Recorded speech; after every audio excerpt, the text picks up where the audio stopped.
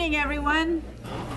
Welcome to the April 13th meeting of the Joint Committee on Implementing Measure 91. We really appreciate your coming here to give us input in our draft documents that we're moving forward with. We're going to have three amendments, three concepts that we ask your input on tonight. One is going to be around standards for lab testing and accreditation.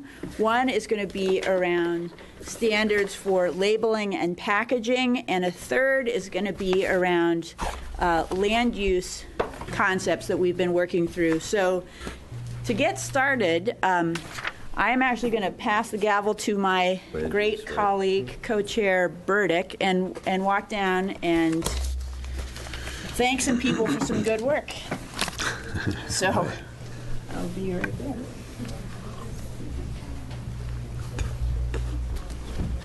Share authorization on the dais.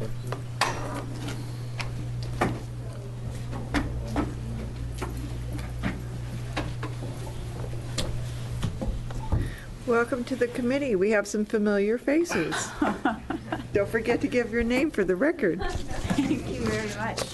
Thank you, Co-Chair Burdick and members of the committee. I'm Ann Leininger, State Representative from House District 38, and it's been my pleasure in the last month or so to work with a team of people with particular thanks to Mark Mayer, our legislative counsel, but trying to tackle a couple of issues that are relevant both to the Measure 91 and to the Oregon Medical Marijuana Act work. One of them is, both of which Mark will describe in greater detail, but the first, the -2 amendment to 844, deals with lab testing and lab accreditation so that we can try to make sure that the product that people are using, ingesting, incorporating into other products is safe, free of harmful pesticides or mold or other bacteria, and that they understand, that they have a clear indication of the strength of that product. And the second Senate bill, or the -3 amendment, would apply again both to medical and adult use recreational marijuana, and the concept is to have some standards for labeling and packaging to protect kids from access, to make sure that information is on the package about what people are about to consume, and again to try to keep people safe. So we welcome your questions and input, and to the folks who have come here today to provide testimony. You know, we're putting these out in draft form because your input and feedback is really a crucial part of the process. So don't hold back, and we look forward to hearing from you. In fact, I want to thank some people who worked hard on this effort. Senator Cruz has been part of the lab standard work group. Senator Przansky, Senator Burdick, Senator Buckley, and others have all given great feedback. And then here is a list of individuals who gave us their input and feedback so far, and the list will definitely increase. But here are work group participants: Ms. Rosa Klein, Stephanie Ringsage, Shannon Swatek, Steve Wagner, Mowgli Holmes, Jeremy Sackett, Roshan Reardon gave some good feedback, Jeremy Kletke, Tom Burns, Jeff Sugarman, Don Morse, Amy Margolis, Chris Carpenter. All those people have given us good feedback. If we did anything wrong, it's not on them, it's on me, but they did they gave us some good input. So thanks. Just one correction, Madam Chair. I don't think Senator Bates would be very happy if he knew that Buckley had been elevated to senator. So. Oh, dang it! Thank you. Let's just sir. call him representative. Okay. Yeah, that's right. That's a fair point. We'll keep that between us since Representative Buckley's not here. My apologies. Thank you. Welcome. Co-Chair Burdick, members of the committee, my name is Mark Mayer, Legislative Counsel. I was asked to come down and briefly talk about the amendments as well as identify a couple of things that might change for the official versions that come out, or things that our office at least has identified. The -2 amendments deal with testing. The -3 amendments deal with labeling. And what our office did is the idea behind the amendments is that we will have universal testing and labeling laws that apply to both 91 and medical, Mark, Obviously, can you back off a little bit from the Sorry. mic? There you go. obviously, there needs to be flexibility for handling the two products differently, and we've written that into the law. But the idea is that there will be a single driver behind the testing and a single driver behind the labeling of the products to allow as much uniformity as possible. The Dash 2s, a lot of these are basically boilerplate language that allows for governance. And I want the committee to understand that, and I'll point out maybe the provisions that need to be looked at more closely for substantive change versus the stuff that we've incorporated for governance that would allow for the regulation of the products by the agencies. So the testing component, we have incorporated some definitions. The one thing I did want to point out is that it's important to draw a distinction between extracts in both medical and 91 that are dangerous to make versus ones that aren't dangerous to make, because those statutes deal not only with products that are going to the end consumer, but what a person may be able to do at home. These amendments only deal with products that are being produced in mass quantities for an end user. So we didn't create a distinction between extracts that are dangerous to make and extracts that aren't. It's not as important for these, or that was the feedback that we got. So since these are only mass-produced products that are going to an end user, we just made this definition for extract much simpler in these particular terms. A couple other things that I was asked to comment on were the substantive provisions. And for testing, that's in sections 4, 5, and 6. Section 4 deals with the actual licensure of testing, and in this particular draft, the Liquor Control Commission is going to be in charge of the licensing. We did point out that to be qualified to be licensed, a person must be accredited as specified in Section 5 of this amendment. And I'll get into accreditation in a minute. A lot of the other language for licensing is fairly general. Processes for applying for and renewing, fees for applying for, renewing, or receiving. Pretty general provisions that we include in a lot of our laws. Section 5 sets forth more specifically the accreditation that a testing laboratory must receive in order to be licensed, and that's going to be that will be handled by Oregon Health Authority under the ORLAB statutes. Those are ORS 438605 to 438620. It was specifically asked that the application process would be online, but there would be on-site inspection powers for accreditation. There has been some language included that was in our notes that is not actually necessary, from my understanding, related to IOS, International Organization for Standardization, and NELAC, National Environmental Laboratory Accreditation Conference. That language spans both page 3 and 4. Those are actually part of ORLAB's current requirements, so that might disappear given that it's already currently required.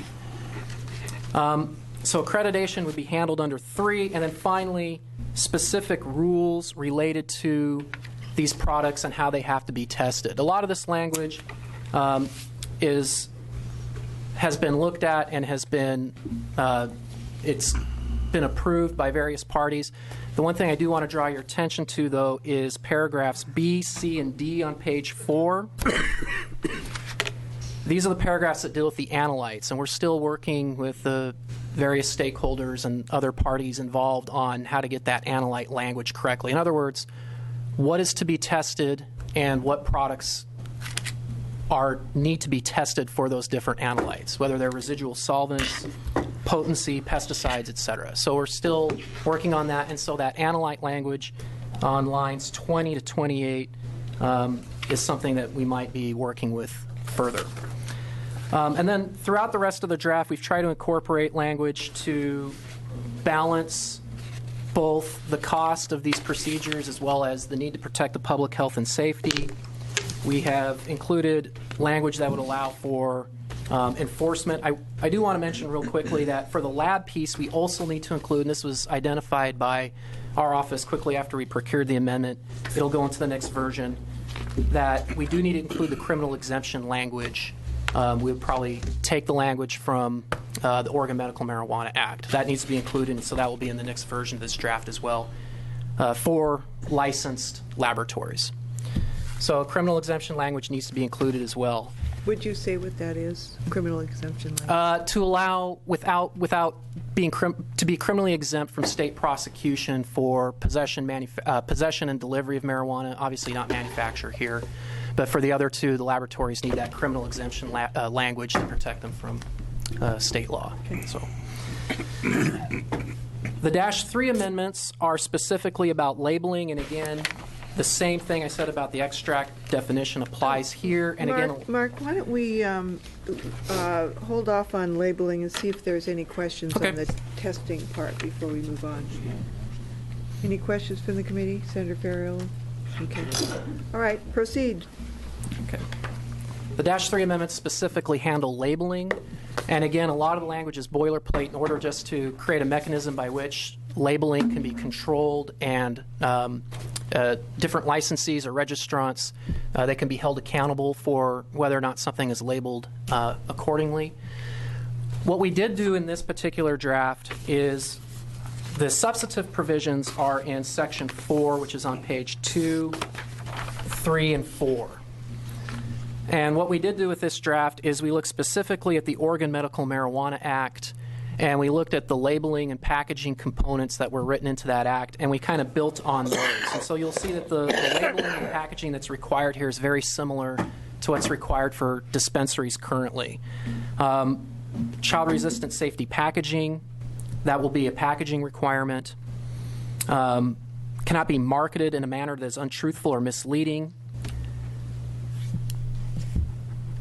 May not be packaged in a manner that's attractive to minors. Cannot be marketed in a manner that's attractive to minors.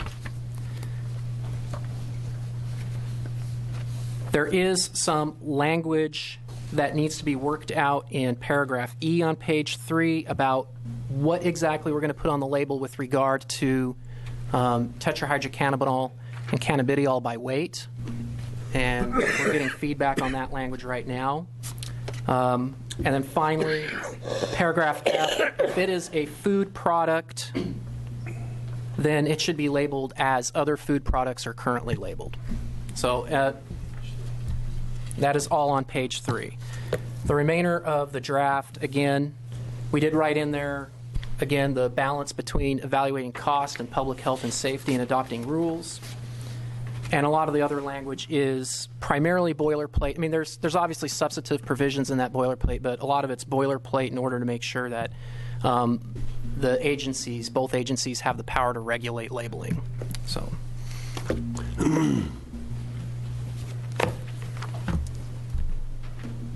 That's it?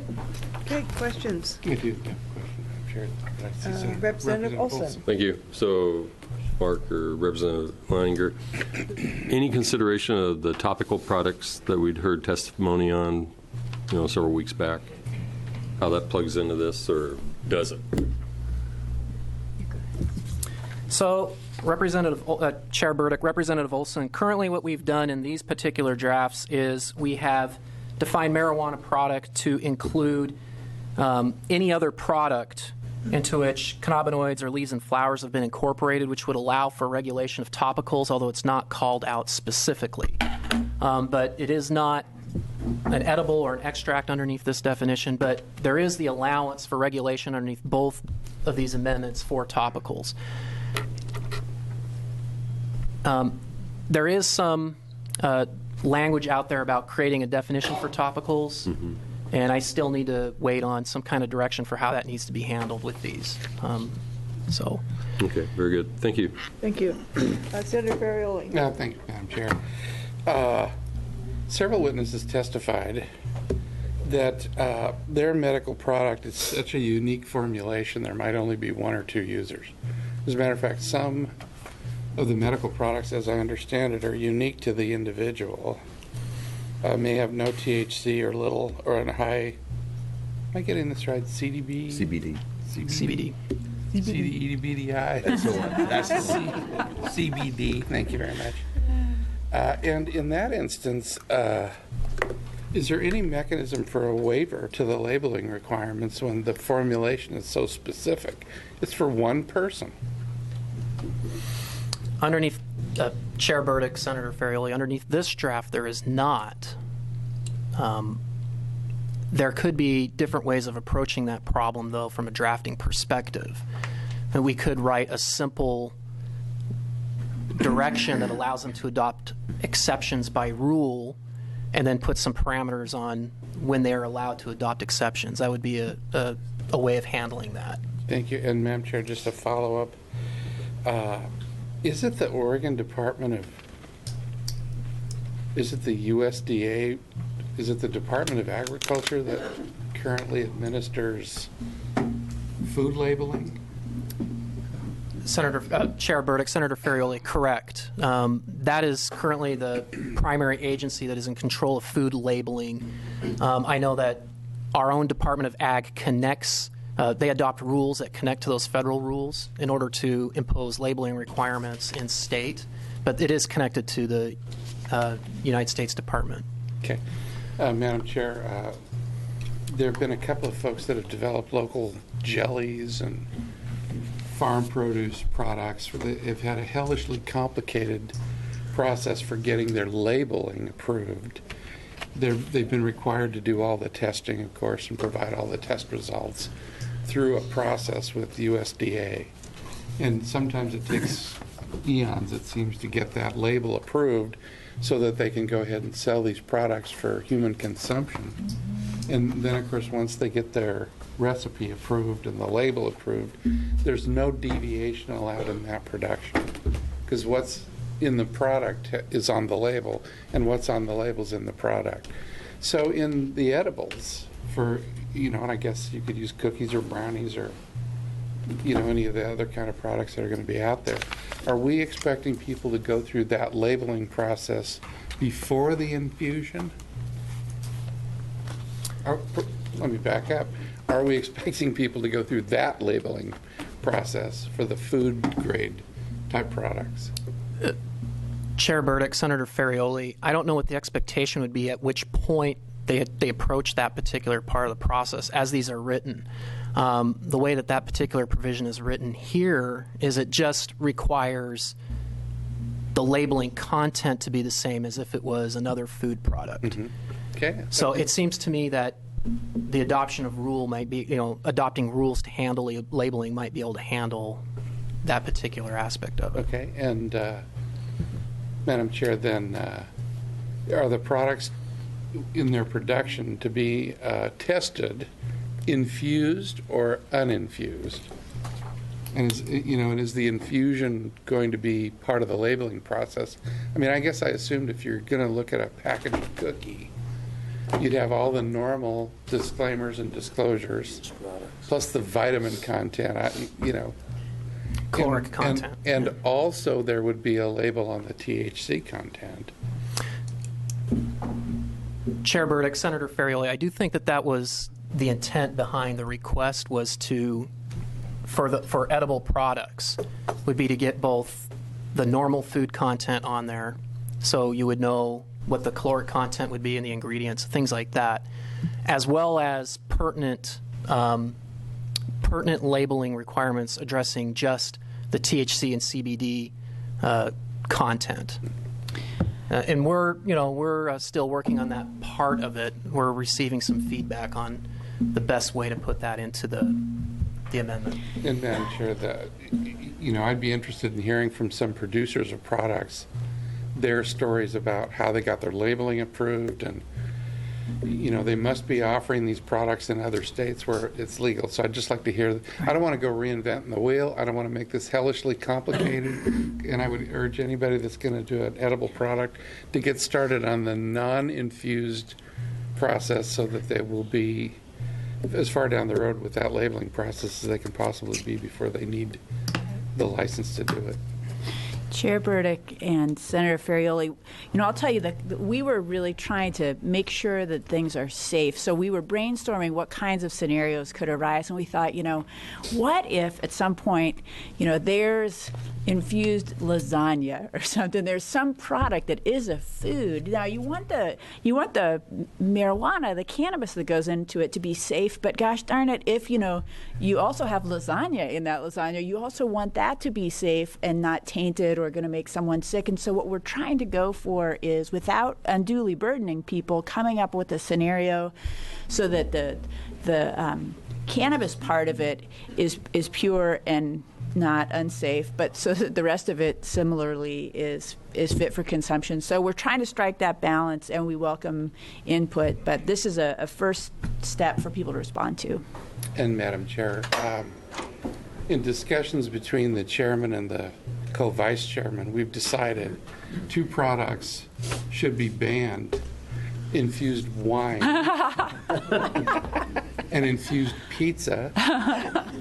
2 lives at least will be saved. But what will we bring to our end of session party? That's the question. All right. Thank you. So are there other questions from the committee? Thank you so much. You've really worked hard on this, and I think you've gotten a really good product in front of us. So I want to thank you both for your work, and the other members of the committee, including Senator Buckley. Yeah. Senator. You were promoted while you were gone. He did such a good job that we decided. Or demoted, as the case may be. All right. Thank you so much. And now I will turn the gavel back to you, and you can start with the witnesses. Just give me a summary. Yeah. I'll let her do it. She's got it.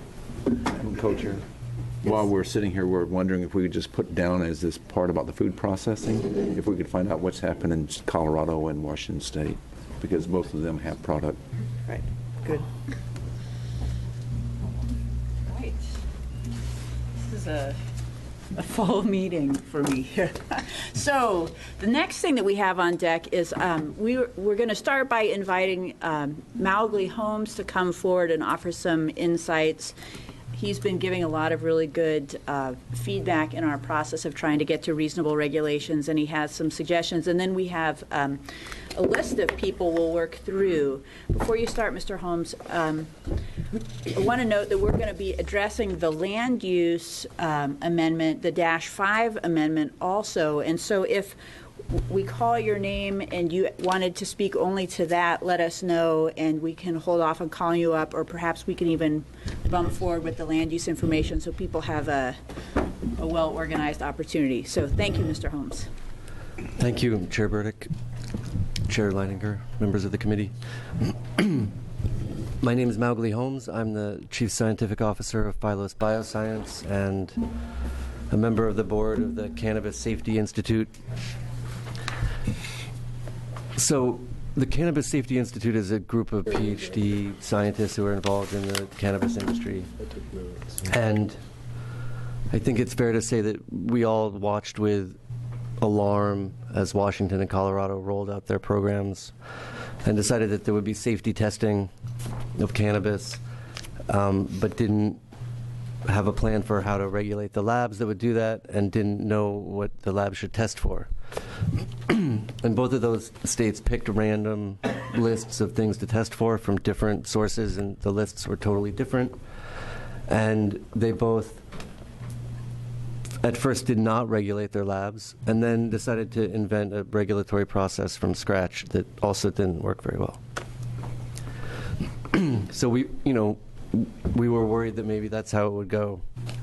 And I just want to say that we're all really surprised and pleased that Oregon seems really, and all of you members of the committee, everybody seems really dedicated to making Oregon do things correctly.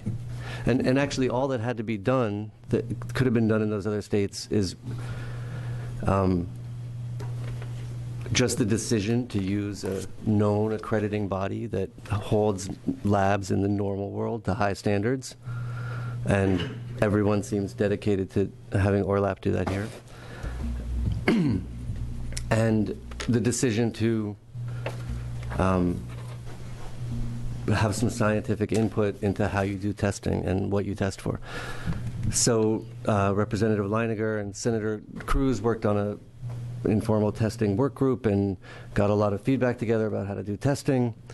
The -2 amendments here are a good reflection of that.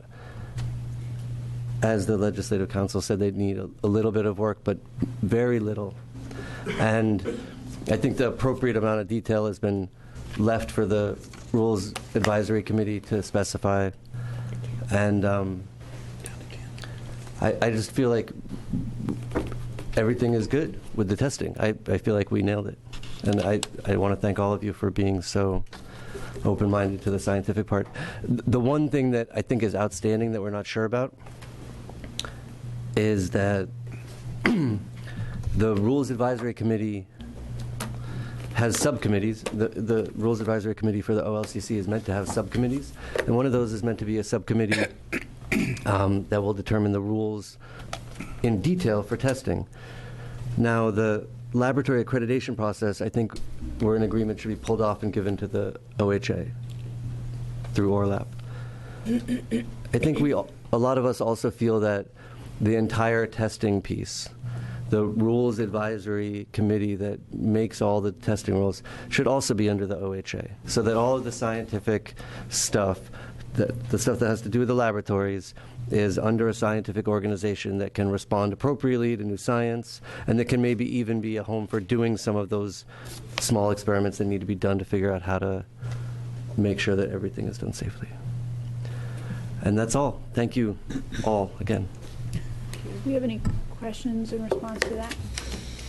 Madam Chair? Yes, Chair. Mr. Holmes mentioned it, but I wanted to give special recognition to our Senate ambassador to this work group, Senator Cruz, whose public health background really added a lot to this discussion. So I just wanted to recognize him. Thank you, Senator Cruz. Thank you. Thank you. So next up, I'll call up 3 individuals.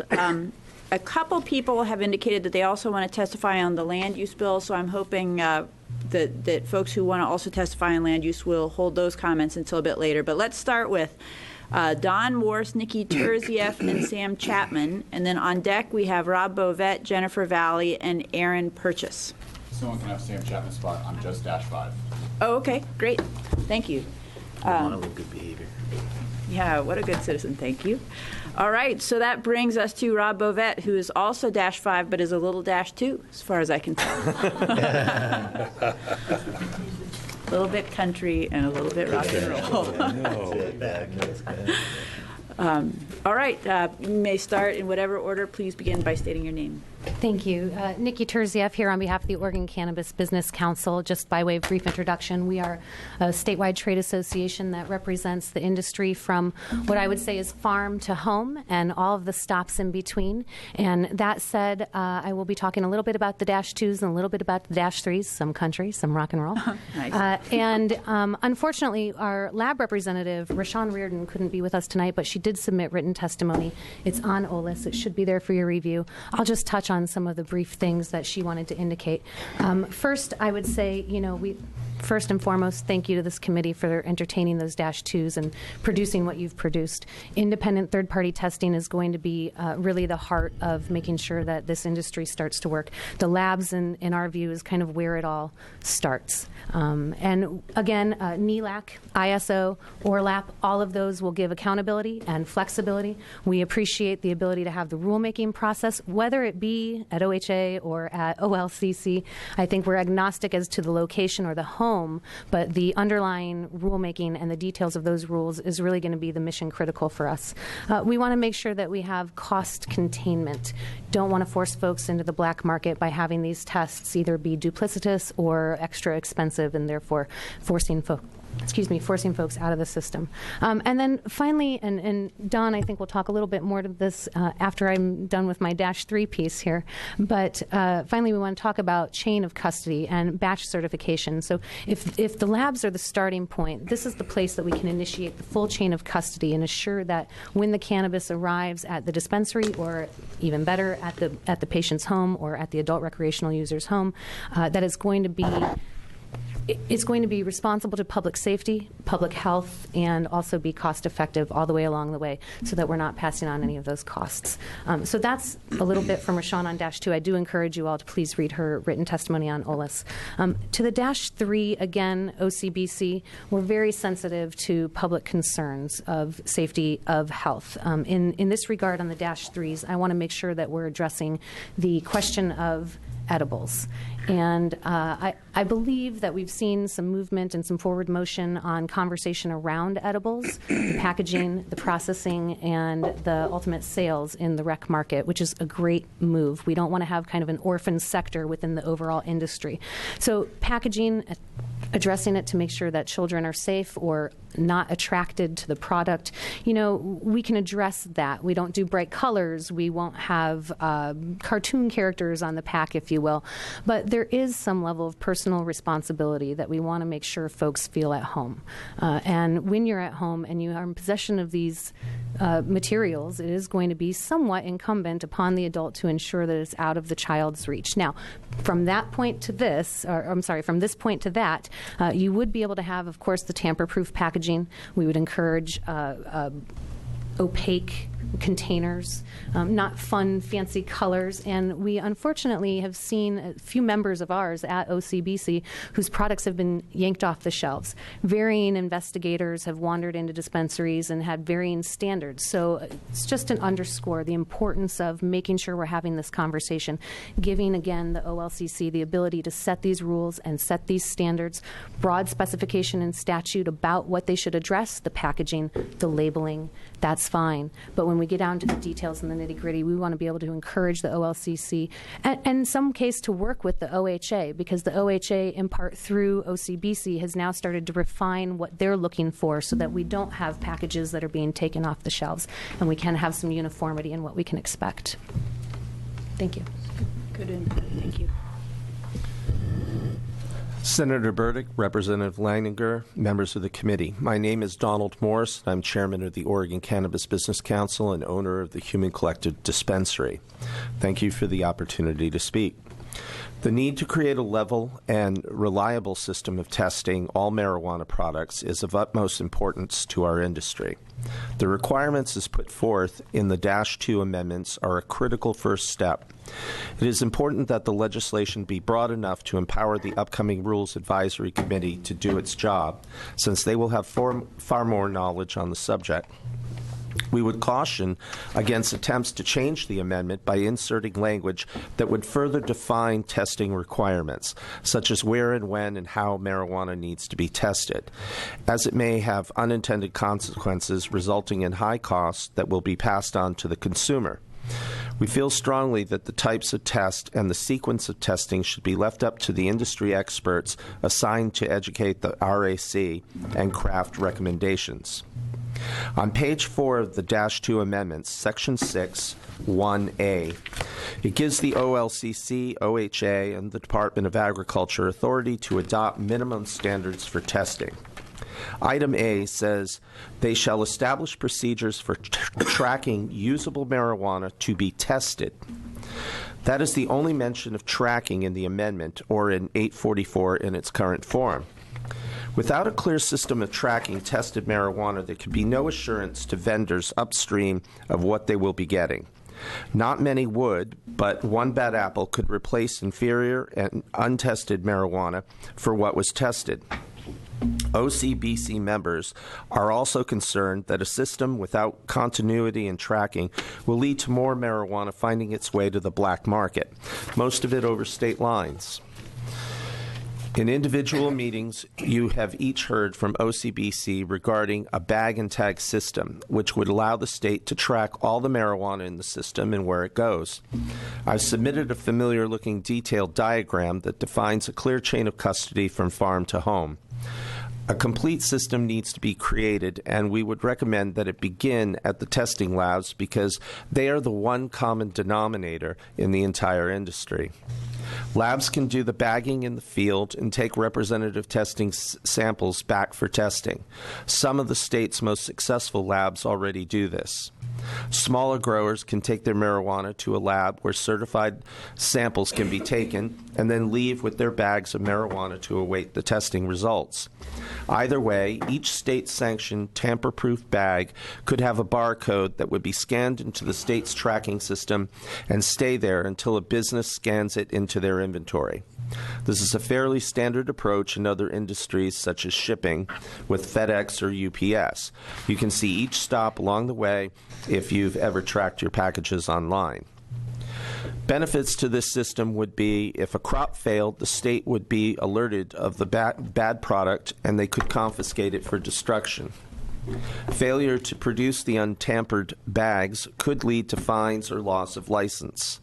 Law enforcement will have greater clarity on the legality of the marijuana they may come across.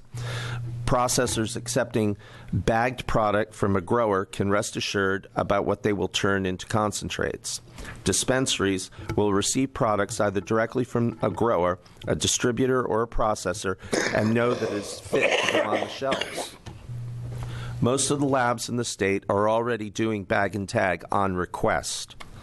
Oregon Cannabis Business Council urges you to make certain that the chain of custody using labs to bag and tag be made part of SB 844. Industry actors can rely on it, and most importantly, our patients and eventual retail customers deserve it. Thank you for your time, and I'm available to answer any questions you may have. Thank you. Co-chairs and members of the committee, for the record, Rob Bovet, Legal Counsel, Association of Oregon Counties. As some of you know, we have a number of vetting committees that look at various amendments and rules. We have a law enforcement vetting committee that looks at all of these things, and they caught something this afternoon that I hadn't caught. So very briefly on the -2s, in Section 8, subsection 2, the -2s direct local law enforcement and state law enforcement to assist the Commission by enforcing what's in the -2s, and then reporting that to the district attorney, investigating and reporting to the DA. The thing is that violation of the -2s is just a civil thing. It's a civil penalty. And so we don't know what the purpose of subsection 2 is. It just seems to waste a lot of time, DA, filing things with the DA that they can't do anything with. So we just suggest you just delete subsection 2 as it seems to not do anything. And then I have quite a number of comments about the -5s, but do you want me to just hold those and call me back, or yeah, or do you want me to touch it real quickly? Whatever. You know, if you don't mind, I think it would be helpful if we could have Mark and Ken, Representative Helm, describe that First. work, and then hear those comments. I hope you don't mind. Got it. Thanks. Any questions for this panel, Senator Fraioli? A veteran of the Revenue Committee, any veteran of the Revenue Committee will recap their experience in listening to people counterfeit cigarette decal tax stamps. And, you know, anybody that's been in the Judiciary Committee can talk about changed VIN numbers. So, you know, did anybody discuss the security of the tag and bag system, RFI chips, or anything more sophisticated than a paper label? No. We've just been trying to get the message out that we need to track this after it's been tested. If the product just goes back to the growers, we have no idea what ultimately we're going to receive upstream. The details about how to do that have been limited to a bag and tag with barcodes. Nothing more than that. Okay. Thanks, Madam Chair. Okay, great. Well, thank you, all three of you, for your input. We sure appreciate it. And next up, I'm realizing that we have a fair number of people, and we'll need some people up twice to speak also to the -5. So if we could keep our comments under 3 minutes, that'd be great. We have Jennifer Valley, Aaron Purchase, and Bethany Shorman. And then next up, after that, is Jeremy Scarrett, Anthony Taylor, and Patsy Myers.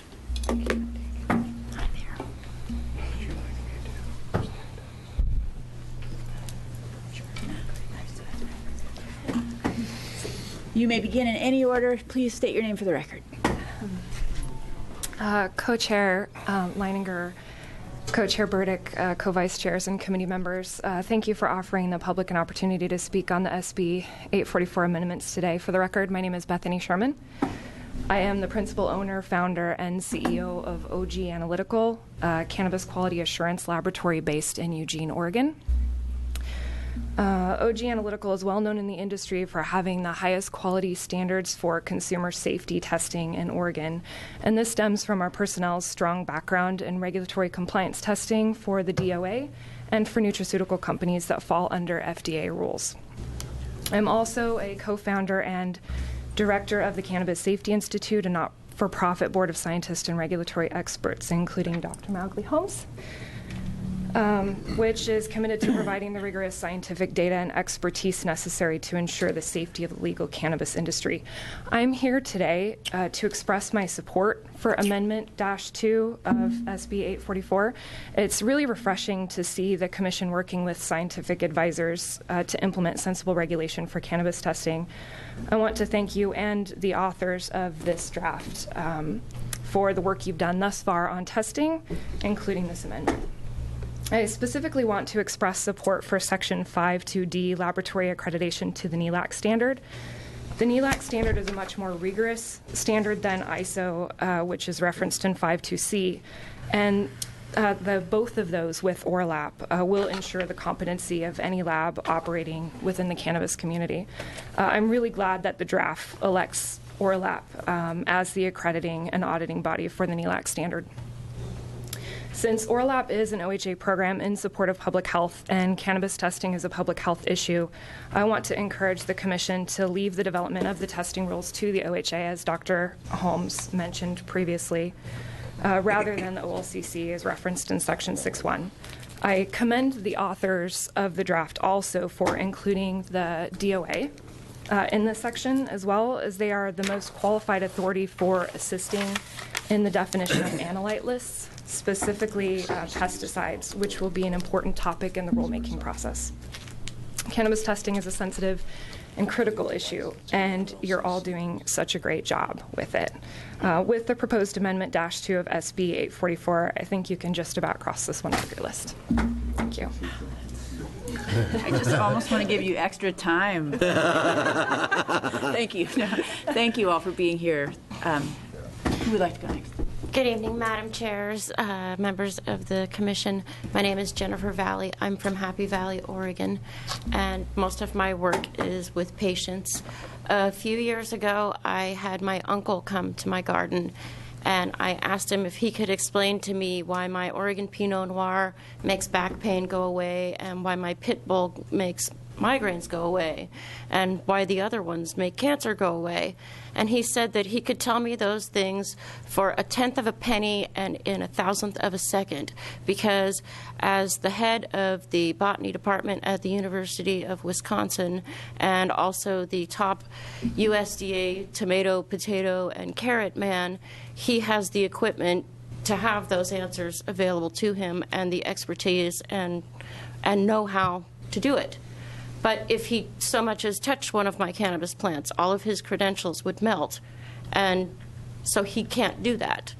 My big issue is that I can send 10 samples of my oil to 10 different labs and get 10 wildly different results, which means I can't get anywhere in my research because I can't get any solid information from anywhere.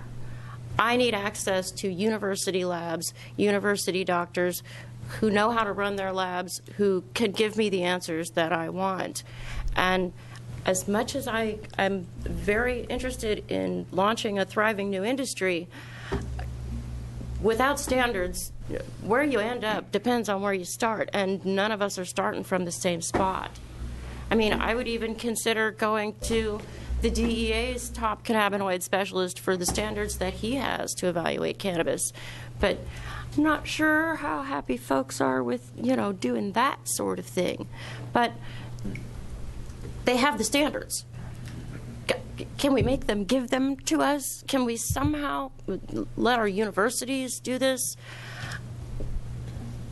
My frustration, I can't, I have no words. Mm-hmm. Thank you so much. Thank you. It is a frustrating situation. Thank you. Ms. Purchase. Hi, thank you for having me here today. Once again, my name is Erin Purchase, for the record. I represent a lot of patients. I have a lot of friends that own businesses that are in the cannabis industry, and I hear a lot of frustration with the current situation with the labs. Standards are definitely needed. I was a microbiology assistant in a medical laboratory for 3 years.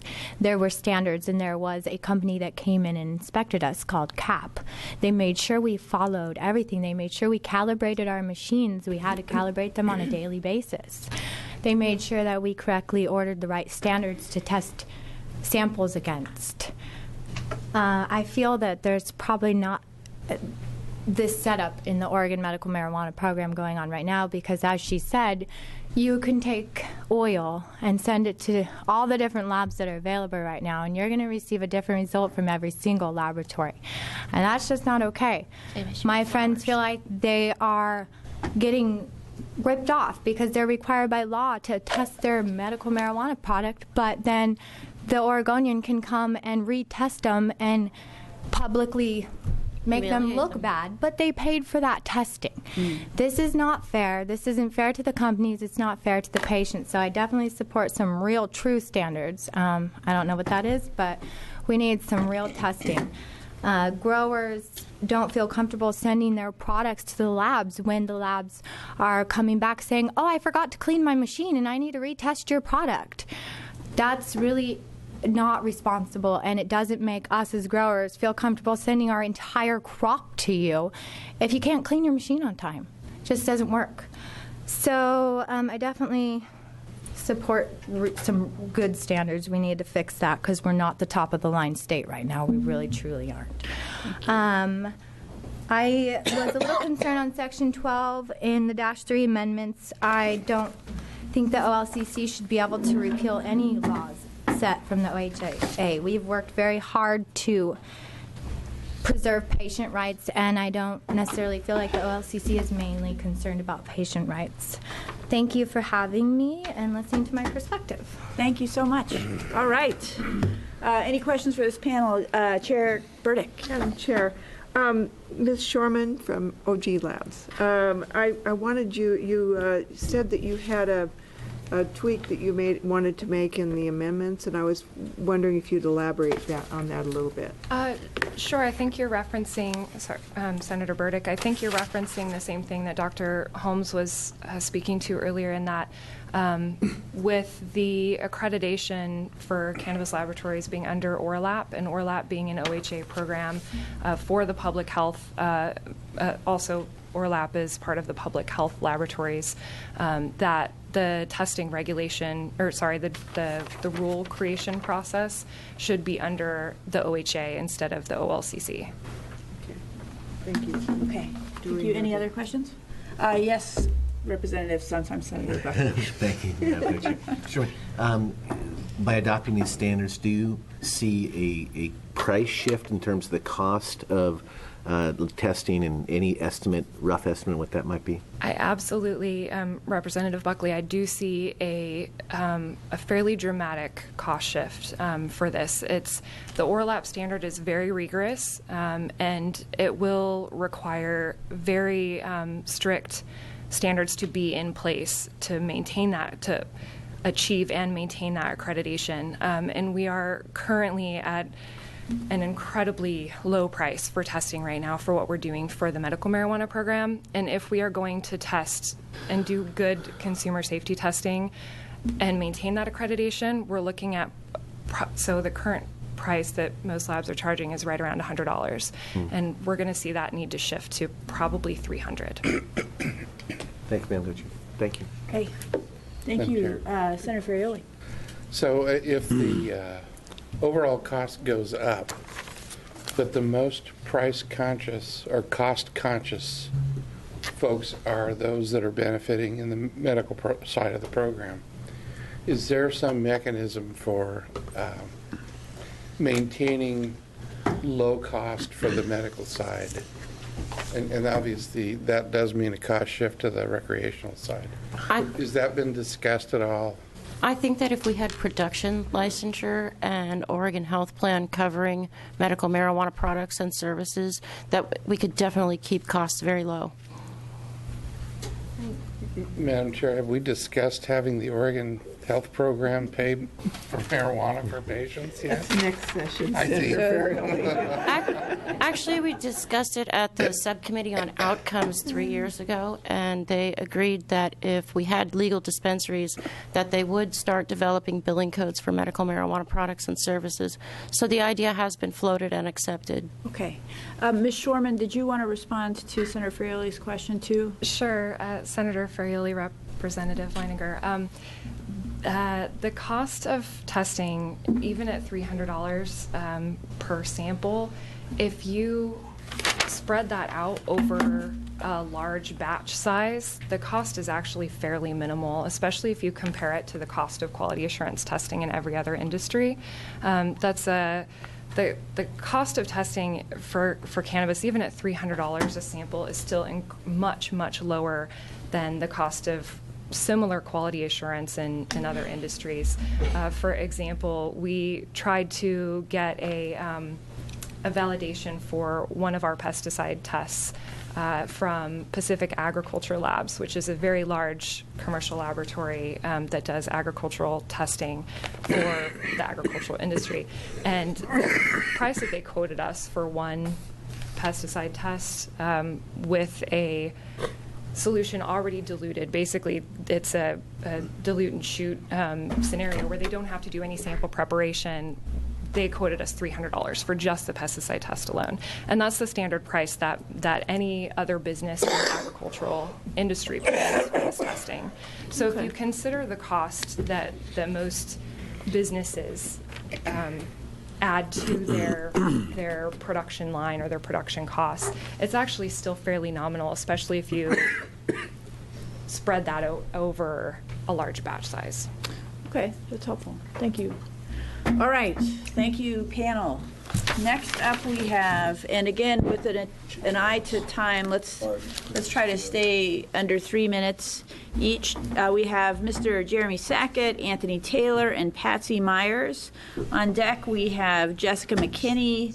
Lee's got the -5s. We have Jess McKinney, Les Hellegren, and we have Jeremy Sackett again, which means we have Noreen Arnold instead. Hello, Mr. Sackett.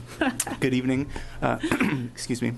Good evening, Madam Chairs and committee members. Thank you for opening this subject for public testimony. I didn't submit any written testimony this evening because it was actually going to be quite short.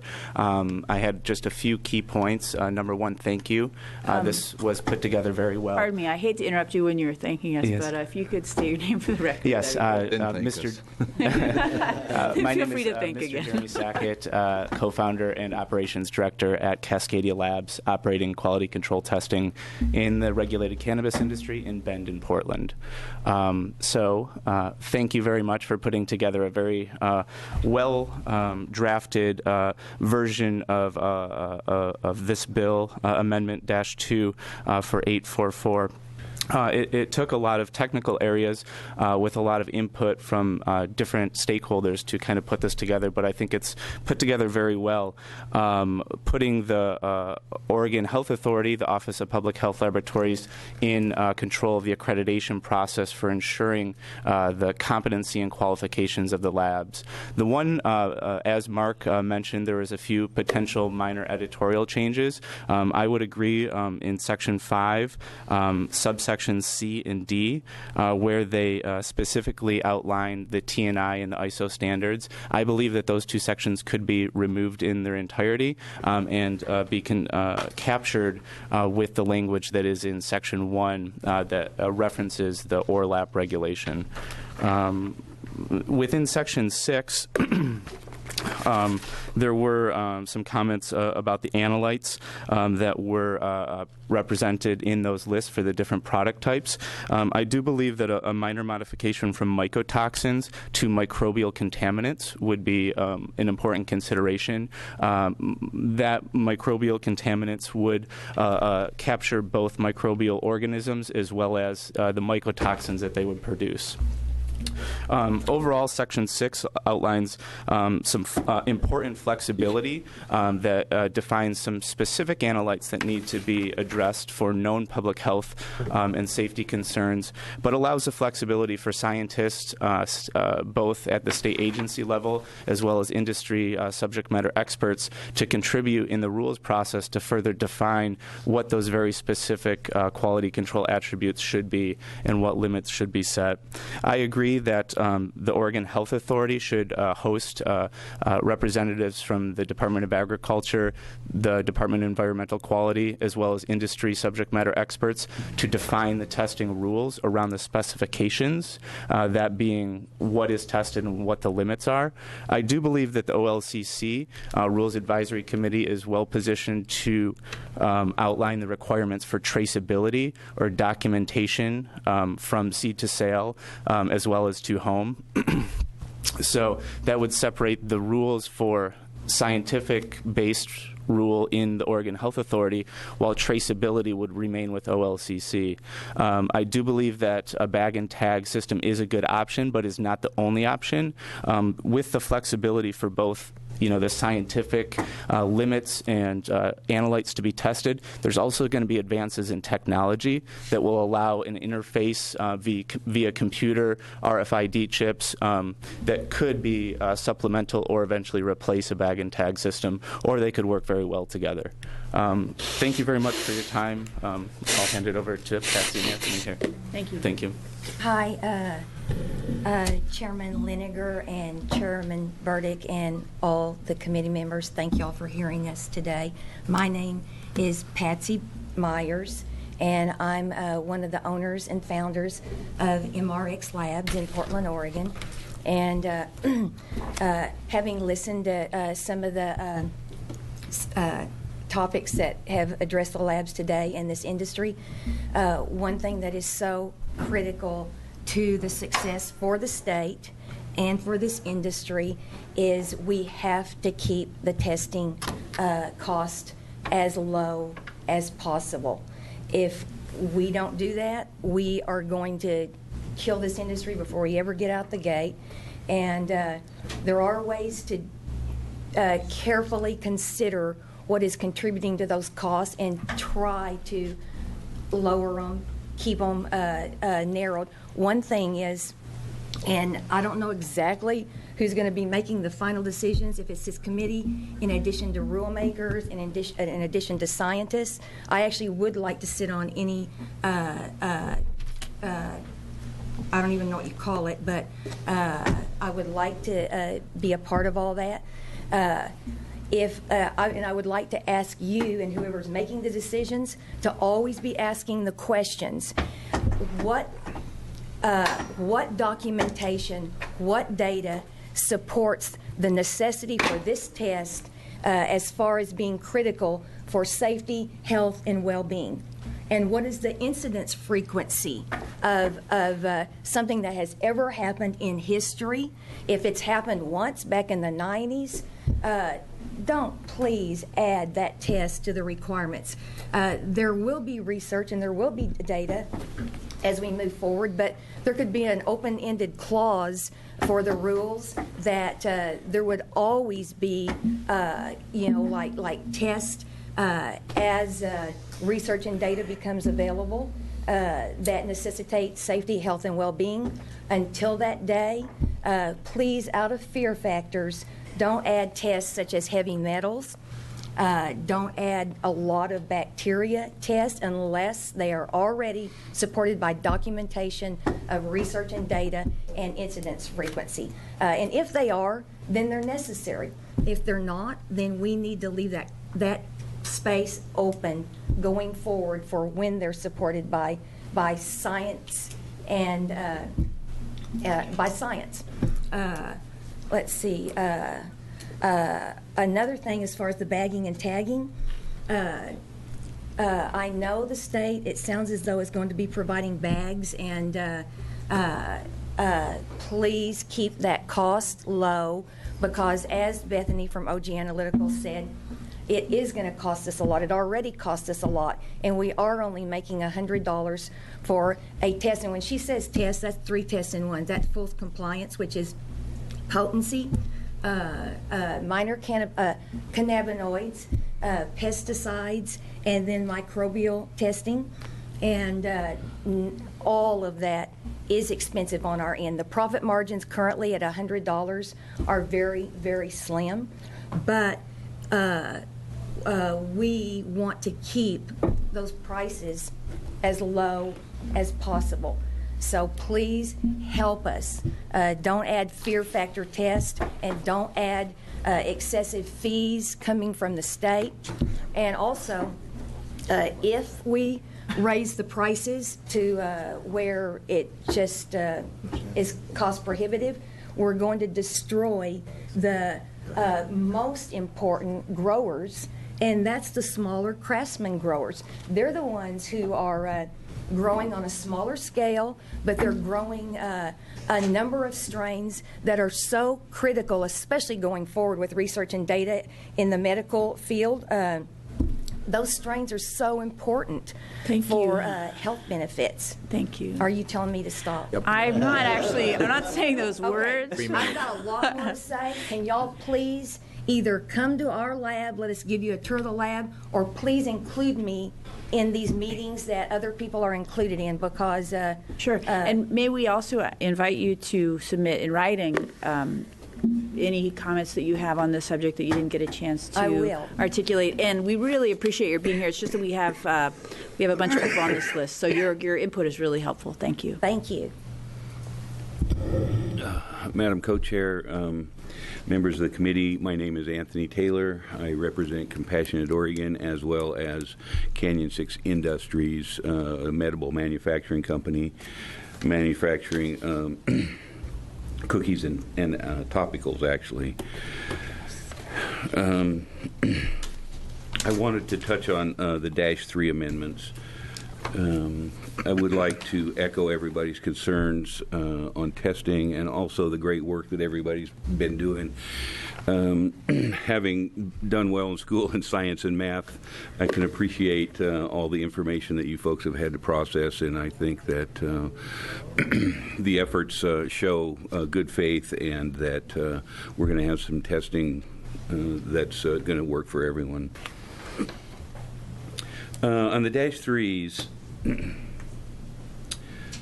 on page 2, where it talks about the Oregon Health Authority or the Oregon Liquor Control Commission establish minimum standards for labeling, packaging, I'd also include the Oregon Department of Agriculture in there, because they're the ones that really, really are the authorities cited in ORS 616. On page 3, line 13, it says, as determined necessary by the Commission, are not processed or packaged in a manner that is attractive to minors. The processed seems a little odd to me, because that means you can't make a cookie. Seems to me like that could be a stretch that could be made, and could impact how we manufacture our products. We do fully support lines 23 through 27, ensuring that everything's labeled in accordance with state and federal laws. I would add that, when you're manufacturing a product for general consumption by the general public, you are any of your facilities are subject to inspection by Department of Ag, the Health Department, and the FDA, and they can come in unannounced. They typically don't, unless there's a red flag. So I want to make sure that we include all those. The other part was that on page 4, section 6, line 17, it says the Oregon Health Authority may inspect the premises of a marijuana grow site. I'm not sure that's where we want to go. That's just a brief comment there. And again, then on line 27, where it talks about the state police, sheriffs, and other police officers, I'm a little nervous about that and would echo some of the concerns already expressed by committee members about what type of education is going to be needed for that aspect of this.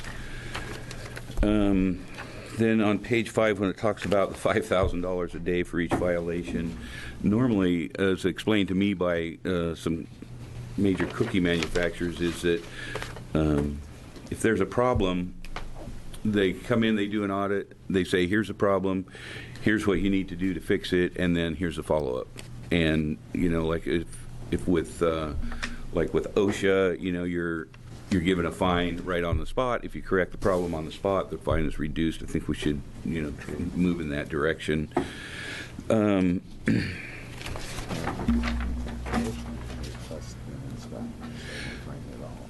Mr. Taylor, if you could wrap up, and if you have additional comments, I'd love to meet with you to hear them, or if you could submit them in writing, that would really help us with our editing. But as to the $5,000 a day penalty, I want to note we've heard that input from a couple different people. I think, since our watchword generally is parallel liquor when you can, I think actually I heard that is parallel to liquor, and it's kind of the standard placekeeper that they keep. However, if it's inappropriate, we're very open to making it an appropriate amount. So first stab, and we appreciate that input.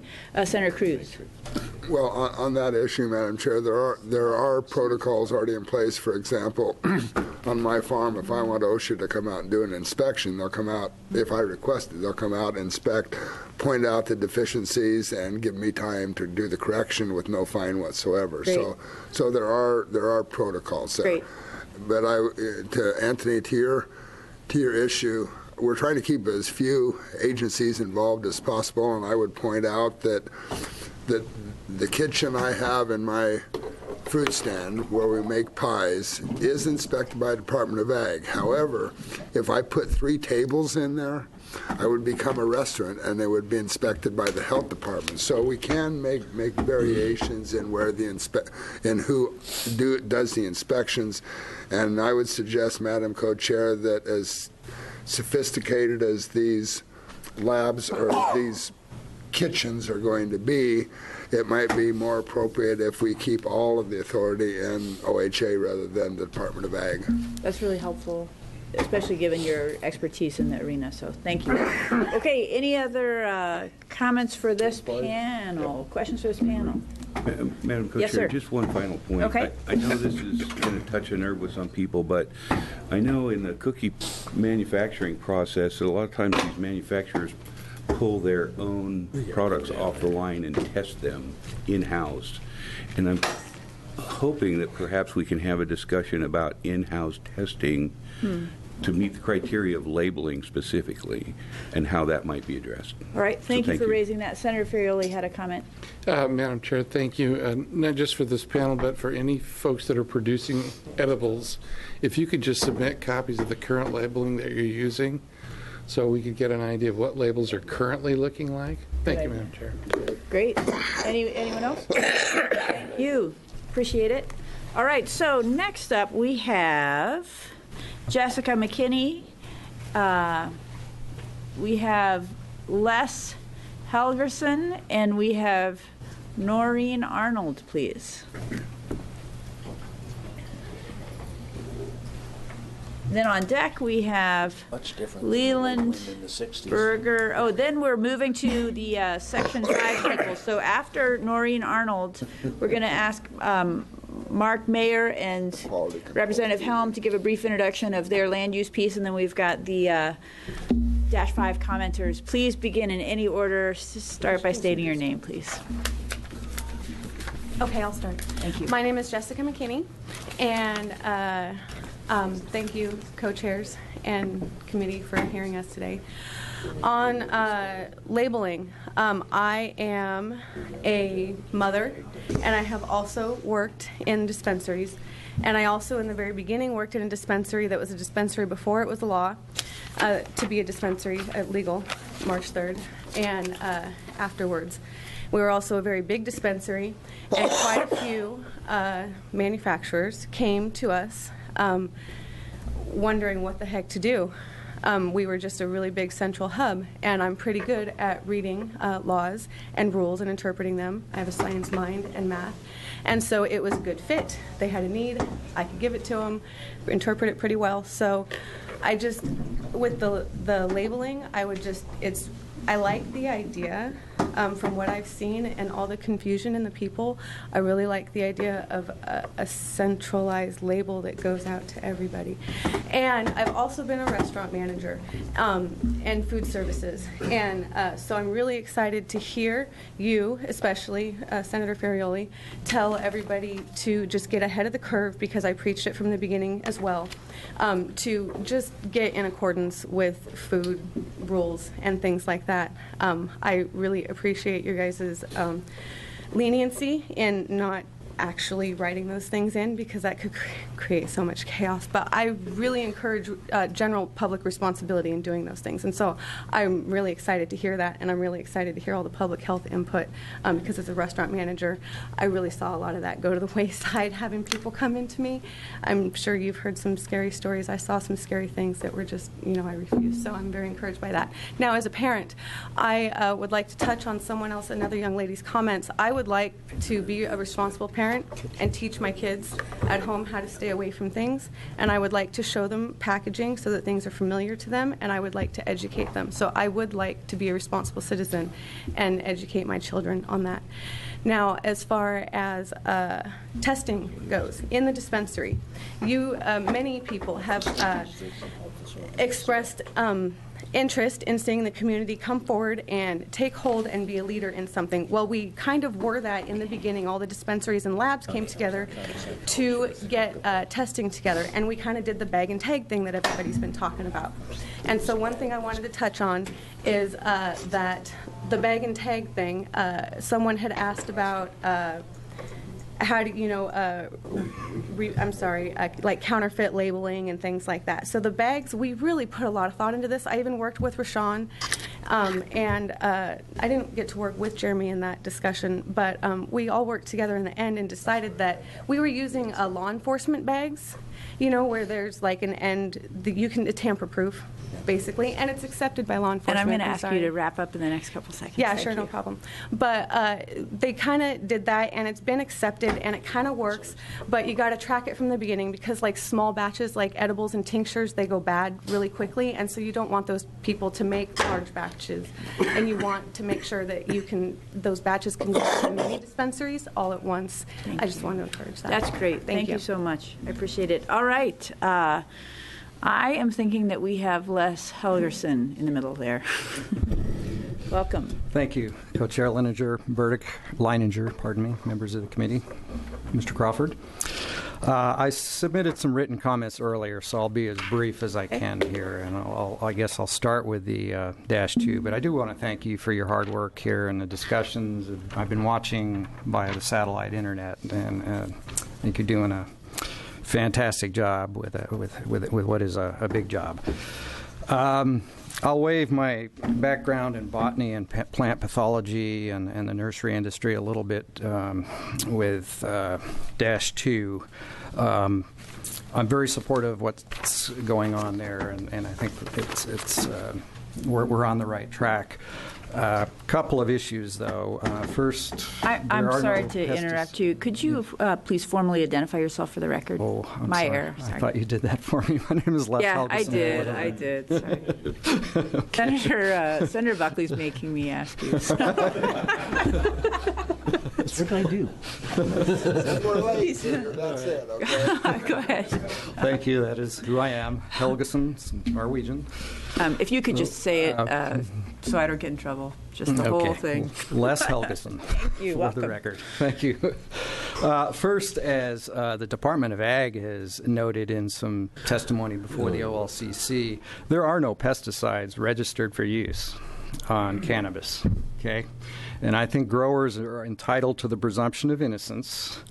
We're not going to use these chemicals that are not approved. Perhaps the Department of Ag, for example, with a nursery license I used to have, they were subject to inspection and so forth. So if there's any suspicion that some nasty stuff's being used, paclobutyrol is one that's particularly nasty that I think has been overlooked. It's a growth regulator, not a good thing. But at any rate, if we want to hold back costs, the pesticides, I'm not sure that growers should be held accountable for the pesticide testing. Second, as far as the mold and mildew, I think you've made good progress in stating mycotoxins in this, and that's a step forward rather than just mold and mildew. Because according to the U.S. Center for Disease Control, standards for judging what is an acceptable, tolerable, or normal quantity of mold have not been established. So this is going to be a job for the Rules Advisory Committee and rule makers generally, and as to identify what level of toxins we want to accept and what do we test for, which mycotoxins. We've identified Aspergillus, but is that the family or the genera of Aspergillus? And not all Aspergillus are toxic.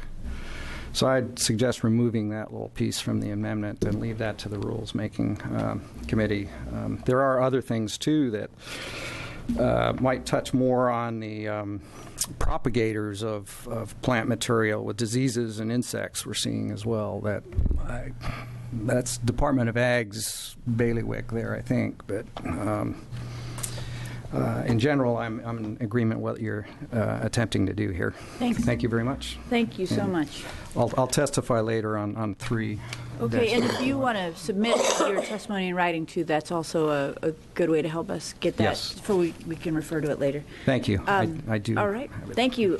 Ms. Arnold, welcome. Please state your name for the record. Noreen Arnold.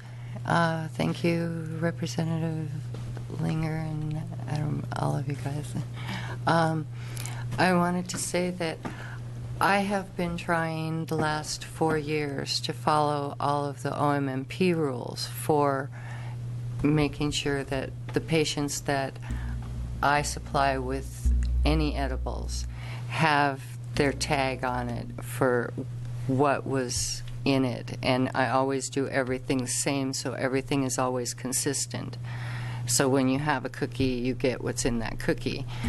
Now that I have to have them tested, there's a level of testing that you might want to, when I have to test my flours and then test my butter and then test a batch of 24 cookies that I'm making for a patient, that is not cost effective at all for the patient, because it puts $100 test on that cookie when I'm only making 24.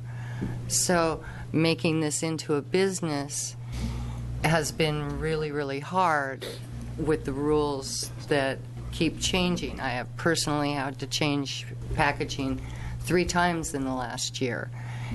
Please make a standard that's going to be a standard and not deviate from that unless it's absolutely necessary, not when just somebody decides that they need something else, you know. And I went out and got my food handler's certificate before I started doing that for everybody, so that I was certified with the rules.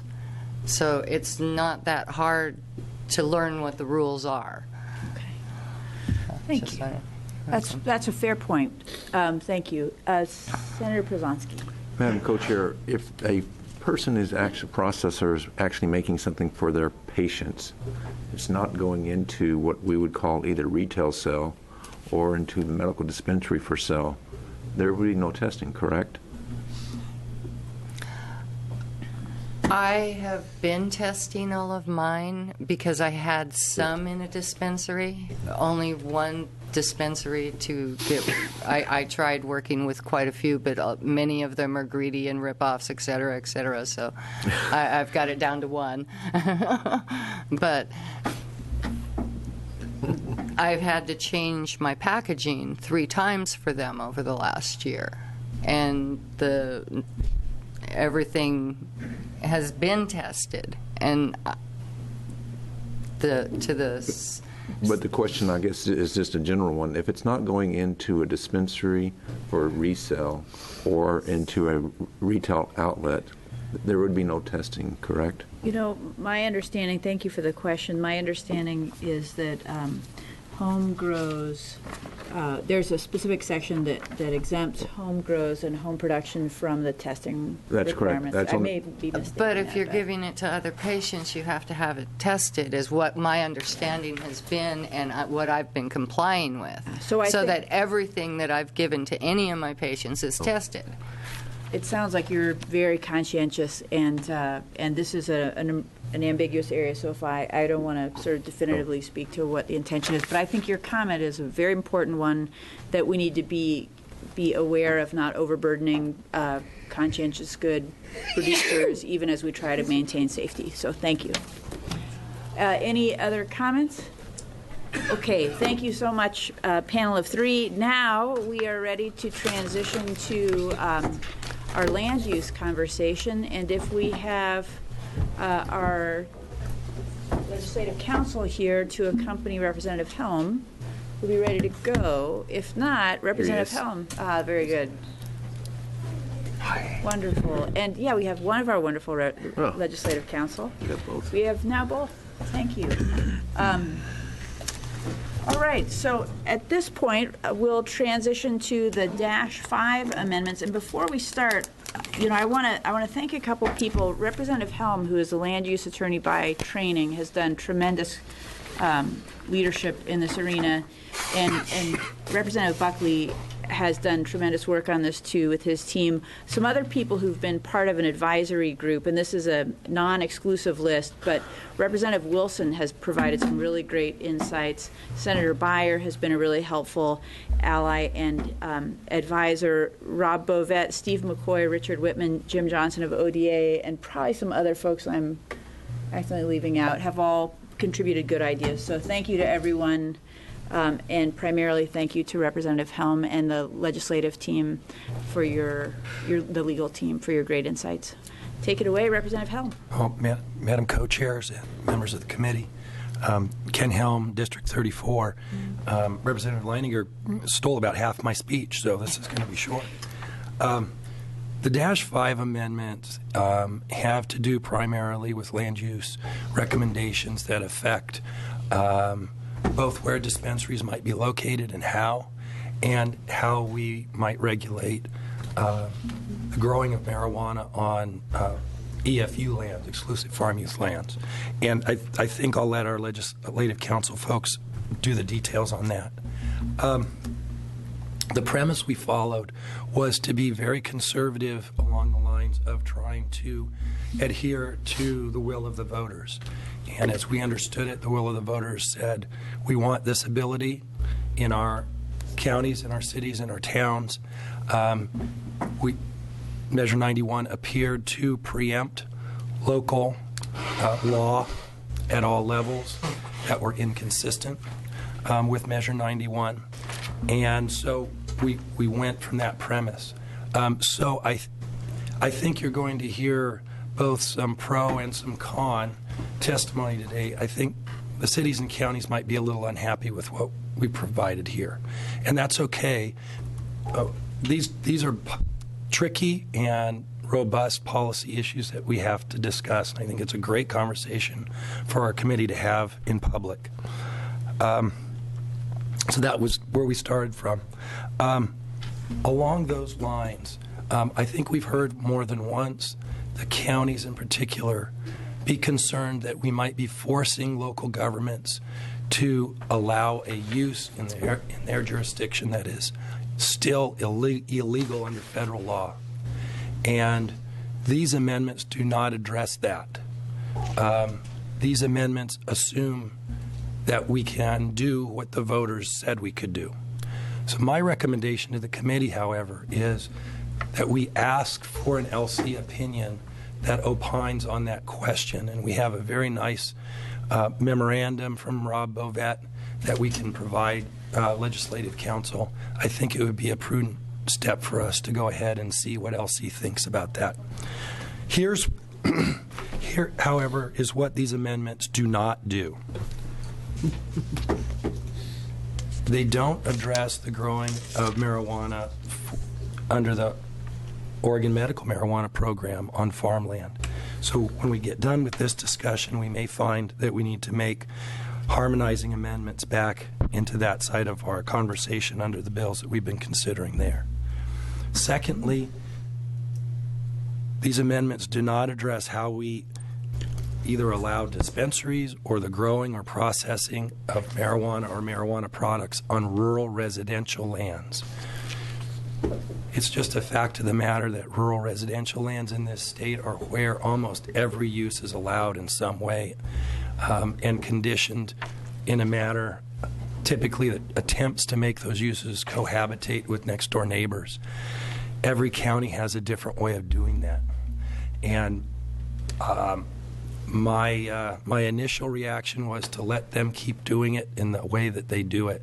We may hear different messages on that asking us to step in, and I think based on what we think about those comments, if we get them, we can make that decision. Finally, these amendments don't address how folks can consume marijuana in any form in private open spaces, either in HOA common areas or in condominium open areas. And there's a lot of concern out there for folks that live in those situations and how to do that. So I think we can't lose sight of that, and I think we need to again try to harmonize that question with how we treat consuming marijuana in public places as it's described in Measure 91. So there's some work left to be done, and I'll answer any questions as they pop up.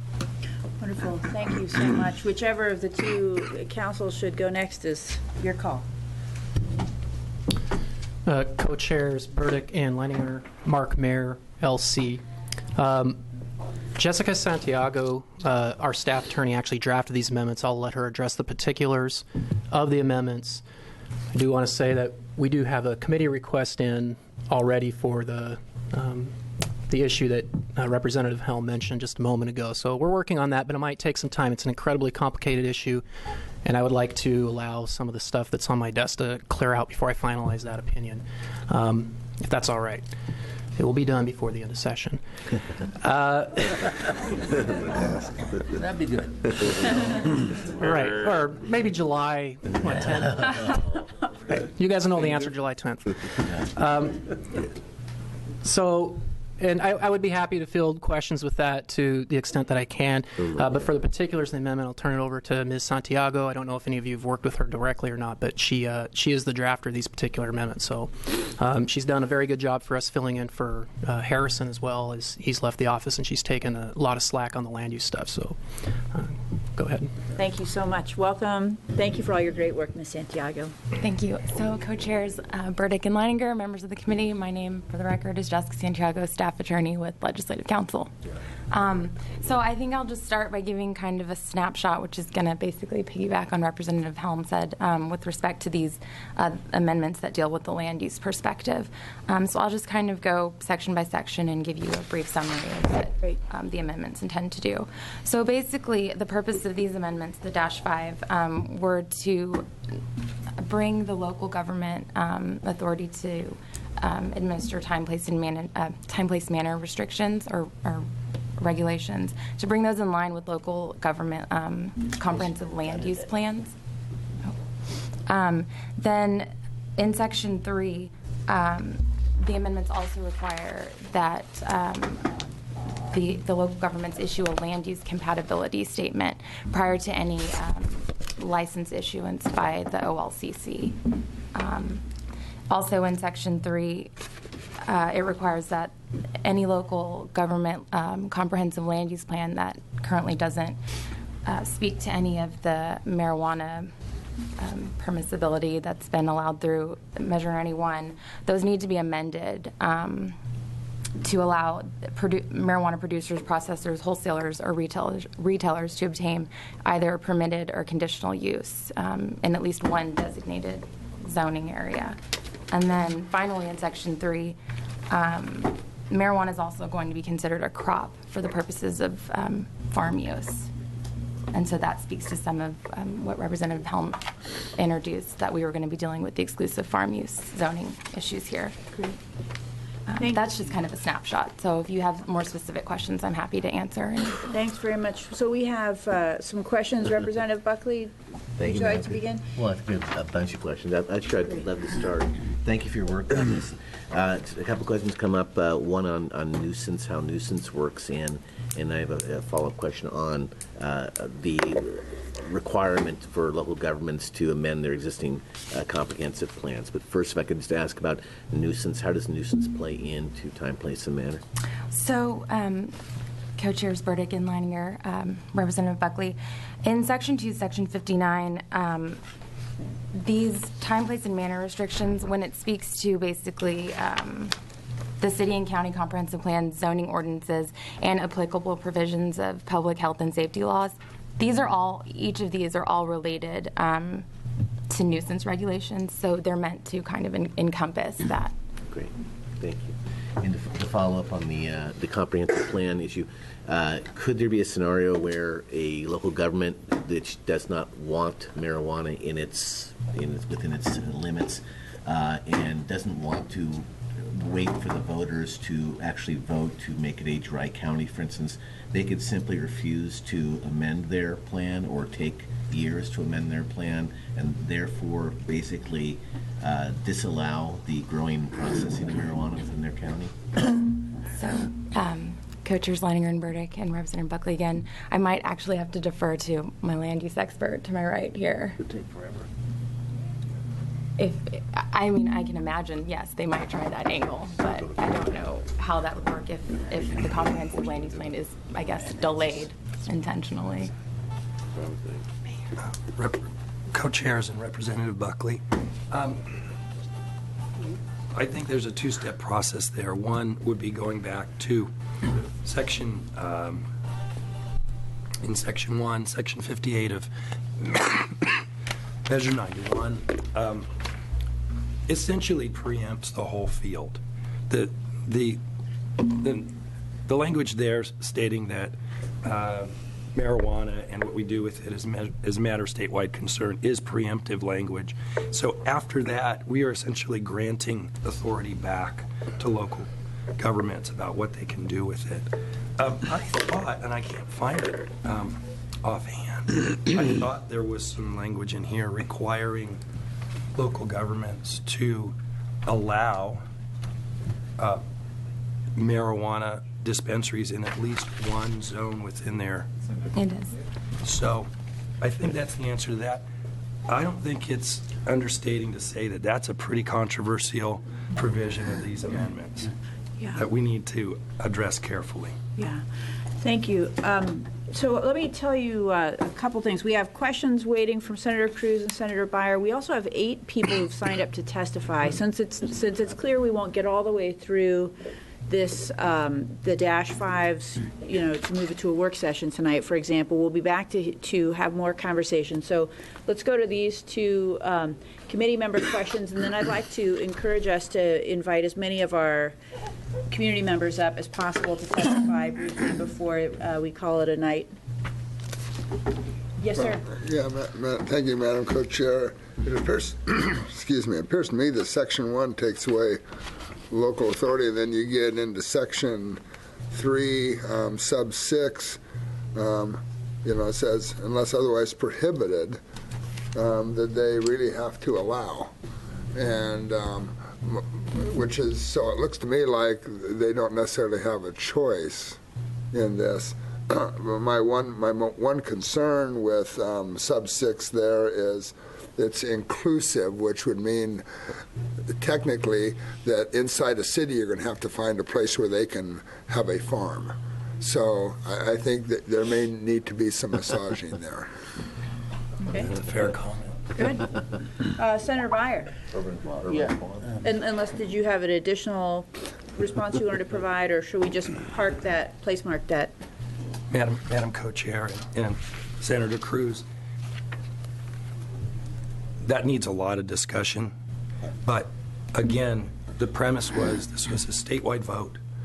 And if we're going to apply it evenly over the state, we have to do something to address exactly what Representative Buckley was getting at. And I think this is a starting point for a conversation. It's not the end point. Madam Chair, I'm not arguing with that. It's just that the way that Section 6 is stated, they have to have a zone for all those activities. Right. Okay.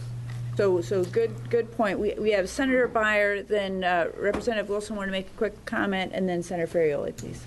Thank you, Madam Chair. I was just looking at the same section, Section 6, and it seems like you could write the language in Section 1 where they would not require amending the comp plans. And I agree with Representative Buckley, it's a forever process to get a comp plan amended. And it's fairly expensive to do it as well. And in a lot of areas, I know mine, in an expedited matter that this legislature passed in 2007, the cities of Eugene and Springfield are still working on that expedited change to comp plan. So it seems like you could just preempt it and make it, because you're already done that, started there, and maybe do that rather than requiring a change in the plan. Okay. Thank you. Did you need to respond to that? All right. Representative Wilson, Senator Ferrioli, and then I'm hoping we can invite some community members up. Thank you, Madam Co-Chair. To Representative Helm, when you're feeling better, I'd love to have a private conversation with you about rural residential, since that's the source of most of the trouble in my area. So when you're doing better, we'll talk. Yeah, absolutely. Okay, thank you. Yes, sir. Thank you, Madam Chair. I would just remind folks that one of the first questions we had was that a reconciliation of the dissonance that we heard between advocates of Measure 91 and cities and counties, who really clearly asserted that they believe, and I think will defend, their right to administer local land use, by their own lights. And I guess what, this may be a cautionary admonition. 22 counties voted, perhaps even overwhelmingly, against Measure 91. I have to underscore what Senator Byer said. If folks believe they're required to do a comprehensive plan amendment, it will be well into 2050 before comprehensive plan amendments are adopted by people who don't agree. So I guess what I would suggest is that not fighting that battle over and over and over again. I mean, we're impaneled to implement Measure 91, but if you want to make a fight, I'm sure somebody will oblige you, legally, and you'll end up wrapped around the LUBA axle, just like every other land use initiative ever has been since the passage of Measure 100. So I guess what I would say is the early adopters will be well ahead of the rest of the pack. Most of the people are in the middle, and there's going to be some resistors. And if you spend all of your time and energy on the resistors, you overlook the fact that they age out of the process and die. I knew that was coming. So what happens? Right. Could you be a little more explicit? In a metaphorical sense. Never afraid to say what's true. It's the same thing with the Tier 1. Yeah, it is. So I guess the point I'm trying to make here is maybe we go gently forward, not engage in a pitched battle on a jurisdictional by jurisdictional basis. Let folks have their prerogatives, and eventually populations of medical marijuana users and veterans and other advocacy groups will convince the jurisdictions that they've maybe made a hasty decision rather than a well-considered reasoned decision. I'm just telling you how not to engage in a 20-year battle over something that if you just sort of go gently there, you end up at the same place. That's Thank a you. very Well said. wise point. Yeah. Senator Byer, and then I'm gonna try to get to at least a couple community members. Thank you. Just very quickly, I want to point out to my good friend from Eastern Oregon that this would not be the first time we have superseded local governments in land use. In fact, the code is full of it for farm use exemptions. Absolutely. Not And you know without what? precedent. If you get, Madam Chair, if you get on the wrong side of the Farm Bureau, Oh, it'll yeah. be for the rest of your life. Just a thought. I think you're going down maybe an easier way to get there, where you're defining it as marijuana is falling under the farming program. I forget the name of it. The farming, protected farming regulations. Right to Yes. farm. Right to farm. Thank you. Right to farm. I wonder if you couldn't do a similar thing with talking about it being that it has to be treated the same as any manufacturing product in any industrial or manufacturing code within a local jurisdiction and or a commercial, treated the same as any commercial use in the case of a dispensary. And you're not changing their codes, you're just saying you have to treat them the same. You're getting into zoning issues, but Madam Co-Chair, I'll just wrap up here. I think You're just saying you that can't Senator Byer's comment is a good one.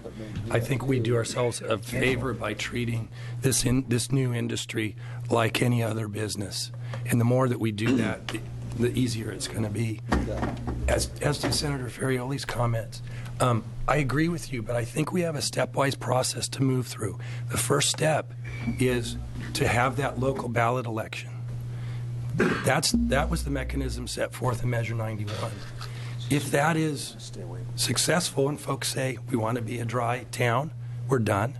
If it's unsuccessful, then I think we have to have that more difficult conversation. Madam Chairman, I don't wish to start a colloquy. That's not appropriate here, but in some of the counties, the vote against 91 was 85 to 15. And so it should be easy. If you force the election rather than allow the issue to ripen, you may be, creating an insurmountable barrier for the future. Just Thank you. All right, thank you three so much. With an eye on the clock and with great appreciation for people who've come here to give us their views, I'd like to invite Sam Chapman, Rob Bovet, and Lee Berger to come forward. I'd like it if you could each speak for around 2 minutes. I'm hoping to get a couple more people up here too. This won't be the last time we discuss it, so it won't be your only time to weigh in, and you're invited to submit written comments too. I'm going to, Mr. Bovet, if you could go quickly. We love hearing from you, and we welcome additional opportunities to hear from you. Thank you. Madam Co-Chair, members of the committee, I'll take 30 seconds. We've identified at least 13 problems. Who are you? Oh, sorry. For the record, Rob Bovet, Legal Counsel, Association of Oregon Counties. A number of us, our organizations, including the planning directors, have identified 13 problems with the -5 amendment. Some of them are pants on fire. We can't do this too. This is a great idea, like the Lux. We just need different language. I'll submit written stuff to you. Be done. Great. Thank you so much for your thoughtful work on it. Mr. Chapman, welcome. Yes, Madam Co-Chairs, committee members, my name is Sam Chapman, for the record. I've been working with localities across the state for almost over a year now on helping them understand and develop sensible regulations for this industry, and have learned a lot in the process. And there's some of these tidbits I wanted to share with you. Section 3, line 22 of this bill says the OLCC shall request a land use compatibility statement from the city or county land use planning commission that authorizes this use. This is obviously a great first step in clarifying the communications between the state and local levels. This is one of the biggest concerns that I have seen in working with these cities is they don't know what's going on. They don't know necessarily what's going on here. They don't know what's already happened, what's in place, what's moving forward. They are simply confused. And so they hold off, or in certain cases, as of recently, they go beyond their legal ability to implement some of these rules. Specifically, I want to talk about the definition of reasonable. I'm sorry. And how cities and counties are allowed to enact reasonable time, place, and manner regulations. Now, Majority of cities have seen that as what it is, reasonable. Other cities, however, as of recently, and counties, have taken this several steps beyond what I believe, I'm not an attorney for the record, what I believe is out of their jurisdiction. The county, Columbia County, recently has proposed pushing back their moratorium 5 months beyond what the Senate Bill 1531 in 2013 allows them to do. There are other counties, such as Tualatin, I believe it's Tualatin, that are placing regulations on medical marijuana grow operations being a certain amount of feet from other areas of their neighbors. And so we're really starting to see what I think is going to be a very slippery slope in cities coming around and saying, well, we think we have this jurisdiction, and I guess we'll just wait to find out in court.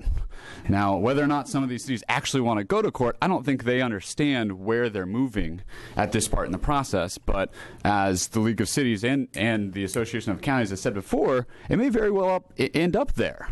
Right? And so this is something that I think definitely needs to be addressed in legislation. These cities and counties need clear direction as to what reasonable is. A lot of these cities and counties think reasonable means let's put dispensaries and all these commercial licenses in one little area where we've done our homework and we know there's nothing for lease. We know there's nothing for sale. That is not reasonable. And I think that, once again, I think it's great that we open up a better line of communication between the state and city authorities. I'm very cautious in allowing another bump in the road that would allow these cities and counties to essentially stop the process. Thank you, Mr. And Chairman. thank you for your testimony. Hey, thank you so much, and we look forward to hearing more. It sounds like you have some well-formed ideas, and we have a lot of need for input on this issue, so thanks. Mr. Berger, and then I'm going to invite up, we have 3 more people. Scott Winkles is not here, right? Gone? All right, so then we have quickly after Mr. Berger, Jessica McKinney, Mr. Helgerson, and Michael Campion as the last 3. Mr. Berger. Thank you, Madam Co-Chair. My name is Leland Berger. I am a lawyer. I've been practicing for 32 years, and I've been representing patients and their providers for the last 20 years. I've been coming to the legislature on this issue since 1999, although it's the first time I've appeared before this committee. I've represented a business in one of the 3 businesses in Medford who had their business licenses revoked because Medford illegally banned dispensaries. I represented and currently represent the dispensary owner in Representative Buckley's constituent from the city of Phoenix, who's been back and forth with the city there. And I hope that you take this opportunity to correct Section 58 to make sure that it preempts local authority to do the kind of illegal stuff that Sam's describing, to say that things are reasonable when they're not. There's already, in addition to Columbia County, Lynn County and Jackson County have banned or are trying to ban cultivation. I think that the notion that anybody is being forced to do anything at the local level is misleading. I think that municipalities are no more being forced to accept medical marijuana than they are forced to accept men kissing who are married to each other. I think that they're no more being forced to do anything that and I've told the Medford City Council this, that southern cities were forced to do when they were forced to have only 1 drinking fountain instead of 2. And I'll tell you, I helped draft Measure 91 along with, I was one of the 3 lawyers, Dave Kopelak and Paul Loney are the other 2. Dave and I both have suggested language to achieve this preemption respectfully.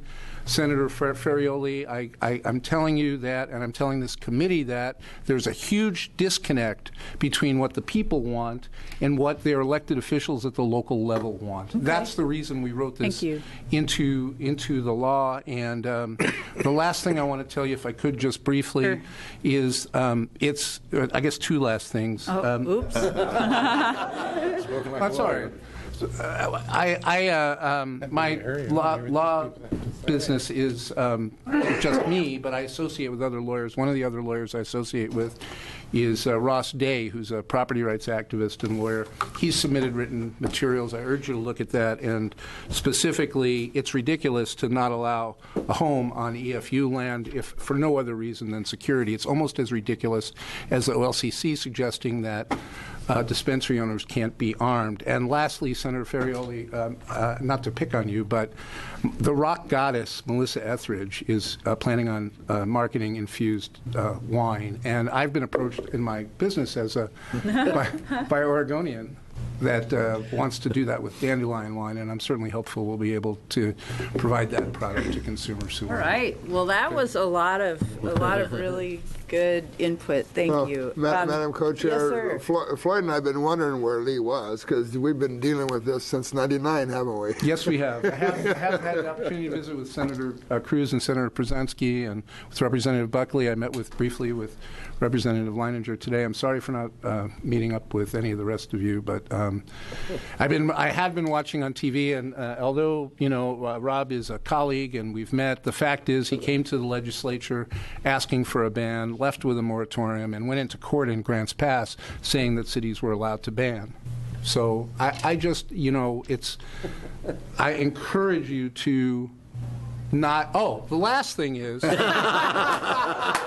federal government. I think that this committee is misunderstanding the Cole Memorandum and its effect on state government.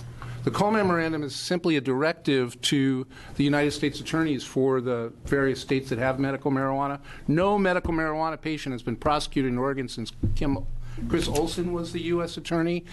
And Congress defunded using the Controlled Substances Act in the states that had it. And last week in Los Angeles, when there was a motion to dismiss a criminal case, somebody from the Justice Department said that we didn't mean it for this. We meant it that we're not going to interfere with the states that are trying to implement the laws. So please, don't legislate from fear. Please preempt the local governments on these issues. And I appreciate your patience with me. Thank you so much. Hey, we sure appreciate your input. So since it would be hard to follow that, and since it's 7 p.m., and since everyone else, with the exception of Mr. Winkles, has had a chance to speak at least briefly tonight, and Mr. Winkles, we hope you'll come back to give us more input. We're going to call it, we're going to declare victory with this meeting and adjourn until next week. Chair Burdick, would you like to make any comments? Yes, we will not be meeting on Wednesday, and we hope to have an amendment compiling all of our combined wisdom on the medical marijuana program, and hopefully the lab standards amendment to put us into Senate Bill 844 as an amendment. So we'll see you all then. On Monday. So Monday is a big meeting. It will be the culmination of a lot of input for your review. And Senator Ferrioli, please. Madam Chair, Senator Burdick is too shy to invite all of you to her soiree tomorrow evening in Portland called Marijuana Getting It Right. And where's that to be held, Madam Chair? You know where it is because you're on the panel. It's in Portland. It's sponsored by the Oregonian. They've been promoting it heavily, and I'm sure I'll see some of you there. We'll see some of you there. Serving refreshments? They'll be serving infused wine. So with that, Will, thank you for coming. Meeting adjourned. Good job, Ann.